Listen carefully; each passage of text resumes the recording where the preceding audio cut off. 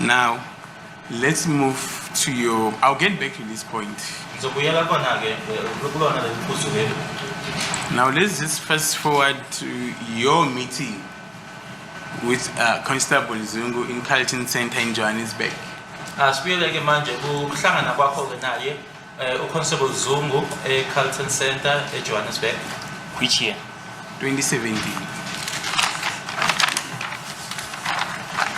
Was it by coincidence that the two of you were in or around Johannesburg on that day where you met? Kuyinto nje eyavele yazenzekela ukuthi ngaleyo date leyo nababili nibe nje seGoli seJohannesburg. Yebo, kwazenzakalela nje. Yes, it was a coincidence. Is it not strange? Akusona into emangazayo. Nami mangithola ikholi kwaba strange ukuthi this person uqhamuka phi around khona la. It was strange when I received the call, but where is this person? I'm receiving a call, and where is this person coming from? Did you recall exchanging telephone numbers with Constable Zungu? Ingabe uyakhumbula yini ninikezana ama-number no-Constable Zungu? No. Did you inquire from him where did he get your telephone number? Ingabe wambuza yini ukuthi inamba yakho yocingo wayithola kuphi? No. Cha, angizange ngibuze. Now let's then fast forward. Now you arrive at Vosloorus in the company of Constable Zungu. Asiye phambili ke manje usuyafika ke eVosloorus uhamba naye uConstable Zungu. Angisakhuluma ngo-2017. Are we still Talking about 2017, sir. Yeah. Okay, yes, afika. And then you met accused number one. Nahlangana naye ke umsola wokuqala? Yebo. Yes. Did you greet him? Wambingelela? Ngokwangathi mina sinenhlanhla nanga umuzi then ngambiza weze emotweni then sabe sakhona ukubingelela emotweni sami ngambingelela. I said that we are fortunate that here is Muzi. I then called him, he came to the vehicle, and then I greeted him. And then where was Constable Zungu at that stage? Ngaleso sikhathi leso Constable Zungu wayekuphi nendawo? Wayekhona emotweni ungiwayi-driver. He was in the vehicle, he was the driver. And then what did Constable Zungu say to you? Yini awayisho kuwena uConstable Zungu? No, Constable Zungu ayikho into ayisho kimi ngaphandle ukuthi mina ngabuza uGwabeni kumuzi asanga-communicate naye mina lapha. There's nothing that Constable Zungu said to me. The only thing I did was to inquire about Gwabeni's whereabouts from Muzi. And then did accused number one eventually get into the motor vehicle of Constable Zungu? Ingabe umsolo wokuqala wangena yini emotweni? Le imoto eshayelwa yena uConstable Zungu? Yebo bangena wayehamba naye. Yes, he got into the vehicle together with the person in whose company he was in. Was there any conversation between the occupants of the vehicle?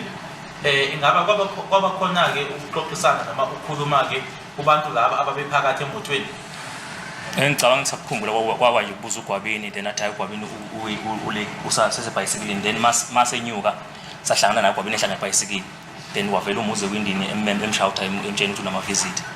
What I can recall is it was just the inquiry about Gwabeni, and then Muzi then informed us that Gwabeni was still busy on his bicycle and was at that's when we then encountered Gwabeni, and Muzi peeped through the window and told Gwabeni that he had visitors. Did you then introduce Constable Zungu to accused number one? Ingabe wena wampintroduce uConstable Zungu ku accused number one? Ngendlela okwenzeka ngayo bona bebazana back then. Thank you, Mr. Zungu. So according to how it happened, they knew each other from back then. Prior to that day. Ngaphambi kwalelo suku lelo. Back then it means prior to that day. Phambi kwalelo suku lelo nanisemotweni ngalo. Yebo ngoba ngasho babazana kudala emakhaya besakhula bakhule bonke vele ukuzwe usizwe ukhulele ehlala kumkhulu ekhaya then uhambe angazi ukuthi uhambe nini mhlawumbe noma u98 lowo noma kunini. Yes, because they grew up together back home. Sizwe, that is now Zwe, grew up in grandfather's house, and he left at some stage. I'm not certain whether it was in 98 when he left. Well done, Mr. Zungu. Accused number one told his court that on that day he did not know Constable Zungu in toto.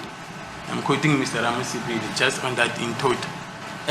Kwenzeka kahle ke nomzana uZungu ngoba ke ubufakazi bakhe abethulile la kule nkantolo ke umsolo wokuqala uthe ngalelo langa lelo kwakuqala nga ehlangana naye ke wayengamazi uConstable Zungu eqala uhlangana naye.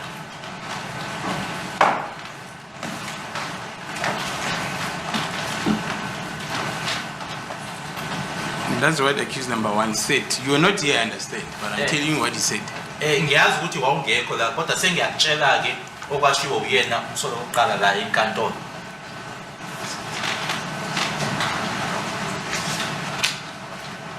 Sorry, that number 1 is on the 17th? In the year 2017, my lord, he did not know accused number Constable Zungu. My apologies. In the year 2017?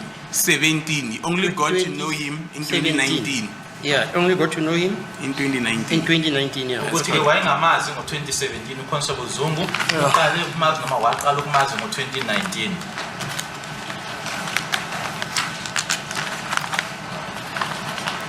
Thank you. We can just note that silence.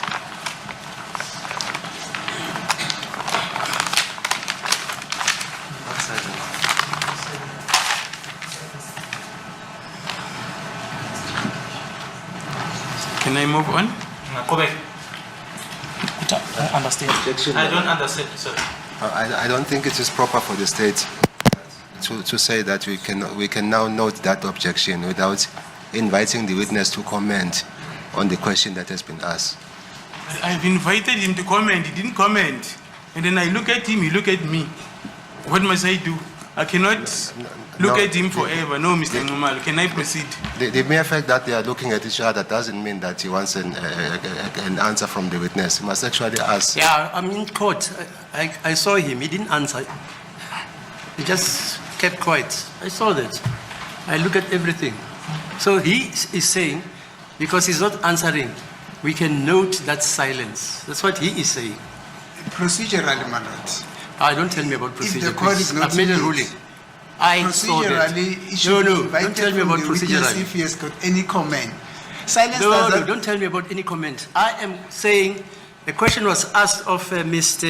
Yes, Mkosa Nkene, yes. Mr. Zungu, and he did not answer for some time yes. and say this, Mr. Sibanda. Yes. Then says, because he is not immediately responding, he, as the person who's asking the question, he notes the silence. That's all there is about. It's not about procedure, what?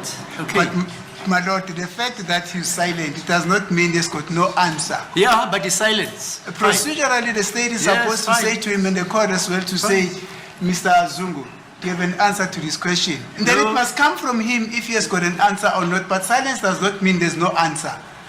Yeah, because proceed. Because that's the procedure that I know, man. Yeah, fine. Thank you. Then Let's proceed. I'll move right along. I see.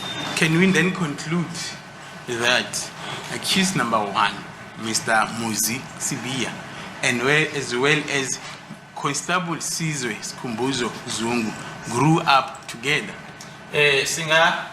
Singasho ke manje ukuthi ke umsolo wokuqala uMuzi Sibiya kanye naye ke uConstable Sizwe Skumbuzo Zungu bakhula ndawonye. No, bakhula bonke. Noma ngeke ngiqinisekise lokho kodwa ngokwazi uma ukuthi usizo ngoba ngokusho kwakhe ukuthi ukhulele ekhaya ehlala nomkhulu befanele ngathi bayazana kodwa uma ukuthi ke bakuphikisa ngeke ngize ngikwazi ukuthi ngime ngalokho kwemini. Although I cannot confirm that, but according to Sizwe himself, that he grew up at the grandfather's place, that is where he was raised. But if it is that they are disputing that, then I cannot say anything to that. Thank you, Mr. Zungu. Welcome to the fire where the stakes ignite, where the questions burn hotter than the night. No escape once you're locked in the heat. This is your trial on the hot seat.